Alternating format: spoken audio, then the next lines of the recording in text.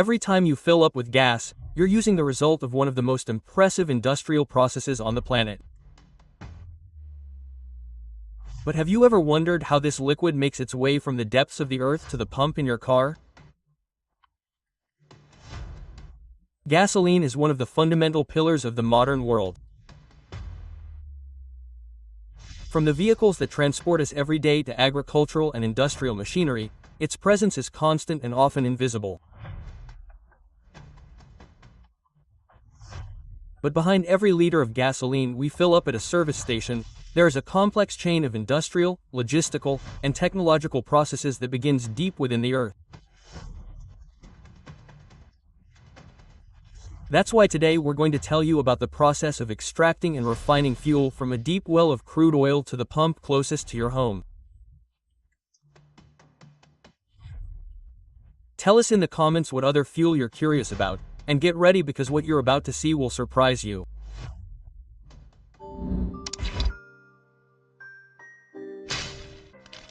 Oil extraction. The journey of gasoline begins with locating oil deposits. This step, known as petroleum exploration, is led by geologists and geophysicists who use high-precision tools such as satellite images, seismic sensors, and underground sound wave scanners. These technologies make it possible to identify possible accumulations of hydrocarbons beneath the surface of the earth or the sea, interpreting geological formations with petroleum potential. Once a promising site has been selected, exploratory drilling is carried out. This stage requires a drilling rig equipped with a rotating bit that can penetrate several kilometers of solid rock. The equipment extracts cores from the subsoil to analyze their composition. And if the well is productive, more robust infrastructure is installed for commercial exploitation. Drilling can be vertical or horizontal depending on the location of the reservoir.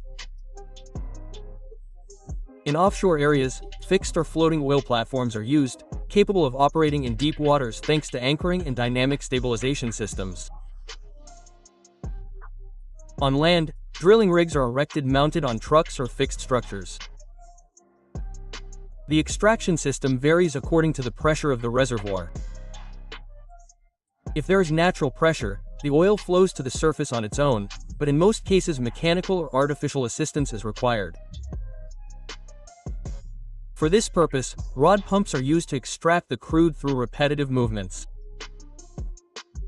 In more complex cases, artificial gas lift or submerged centrifugal pumping systems are used. The extracted crude oil contains a complex mixture of hydrocarbons, water, gases, sediments, and other compounds. Before being transported, it goes through an initial separation and dehydration stage in plants located next to the well. There, gases such as methane are removed using controlled heat and pressure, and the water and sediments are separated. What remains is the stabilized crude oil, suitable for transport to the refineries. The entire system is monitored by digital sensors connected to remote control centers that regulate pressure, temperature, and flow, ensuring safety and efficiency in real time.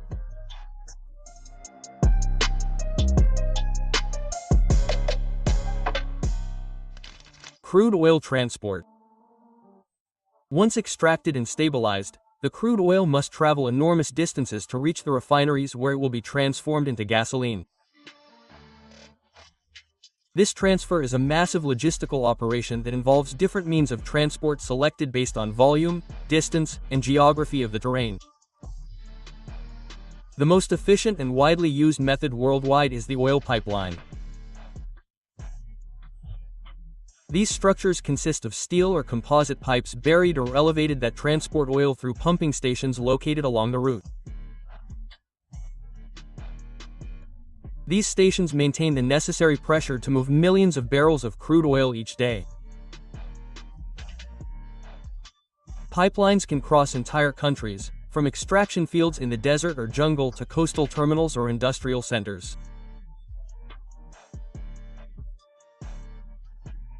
In addition, they are equipped with satellite monitoring systems, pressure sensors, automatic valves, and cleaning stations called paxin inside the tubes for inspection and maintenance. If you are enjoying this journey into the world of oil and gasoline, do not forget to subscribe to the channel. We have dozens of incredible stories about how the things we use every day are made. Hit the subscribe button and join us for each new episode. In areas where it is not feasible to install pipelines or when the crude must cross oceans, oil tankers, known as supertankers or oil tankers, are used. These gigantic vessels can carry between 250,000 and 2 million barrels in a single voyage.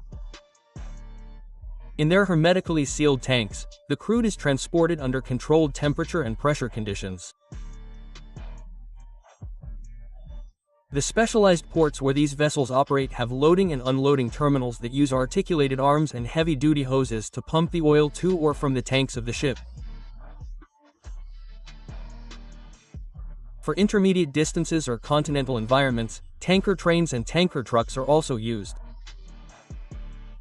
Trains allow large volumes to be moved between regions without maritime access or pipelines, since each car can carry between 100,000 and 120,000 L of crude.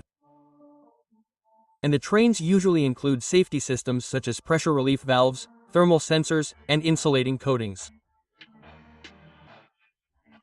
As for trucks, they are mainly used in the last mile of distribution or in hard-to-reach areas. They are made of stainless steel, equipped with containment systems, measurement and emergency valves. During transport, constant monitoring is key. In pipelines, ships and trains, control systems are used that allow pressure management, leak detection and overload prevention. Do you prefer fossil fuel cars or are you considering switching to a renewable energy option? Which do you think is better?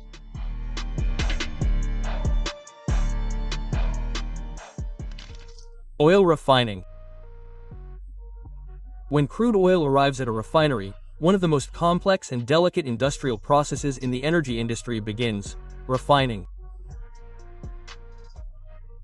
The first step in a refinery is fractional distillation, in which the crude oil is heated to over 350 degrees Celsius in a tube furnace and then introduced into a distillation tower. There, thanks to the difference in boiling points, the different components of the crude oil are separated into phases. At the top of the tower, lighter gases such as propane and butane are collected. Naphtha and kerosene are extracted in the center, and heavy oils and residues are concentrated at the base.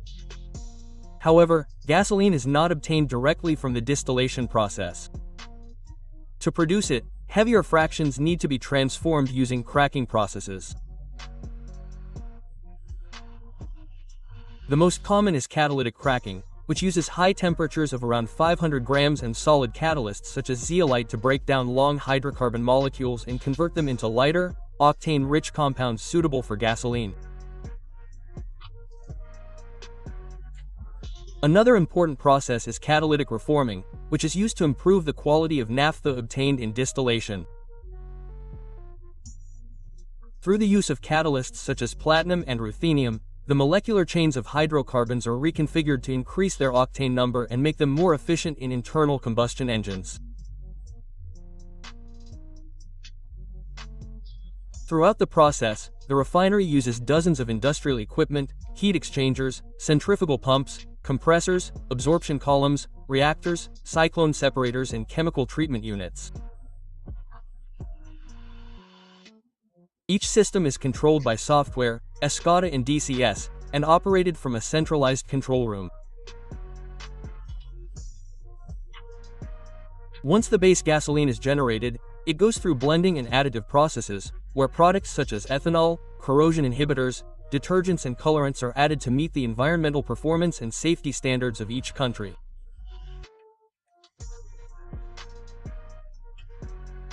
Finally, the finished product is stored in large sealed tanks where it is kept at controlled temperature and pressure. From there, it will be sent to logistics terminals for final distribution.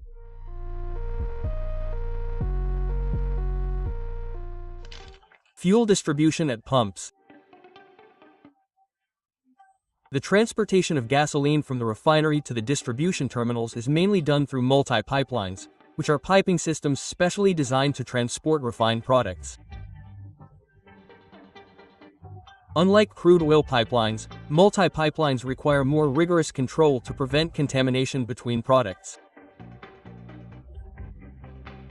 In many cases, physical barriers such as cleaning spheres known as pigs or chemical separators are used to separate the different fuels that circulate through the same pipeline.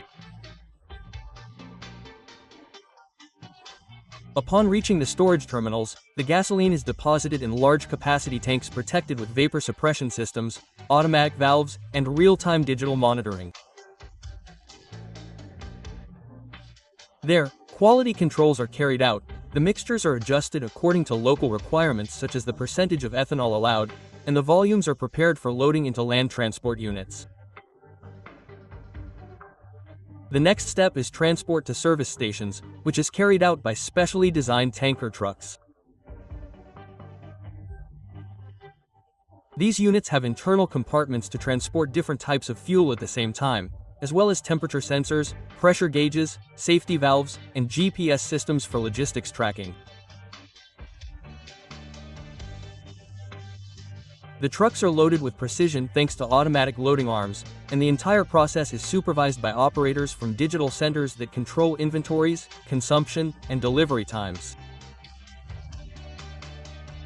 Once at the filling station, the fuel is discharged into hermetically sealed underground tanks using high-pressure hoses. These tanks are equipped with level sensors, ventilation systems, and leak alarms that comply with strict environmental regulations. From there, gasoline is supplied to vehicles through electronically controlled pumps that precisely measure the quantity and quality of the fuel dispensed.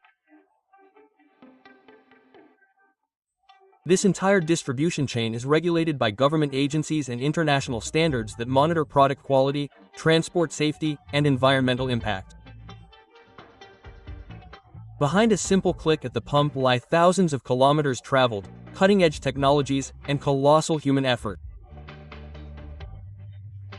From oil rigs to service stations, gasoline remains a silent engine that powers our daily lives. Should we continue to rely on it, or is it time to look to other energy sources? Let us know what you think in the comments, and if you enjoyed this video, give it a like and subscribe. See you very soon with another fascinating story. Yes.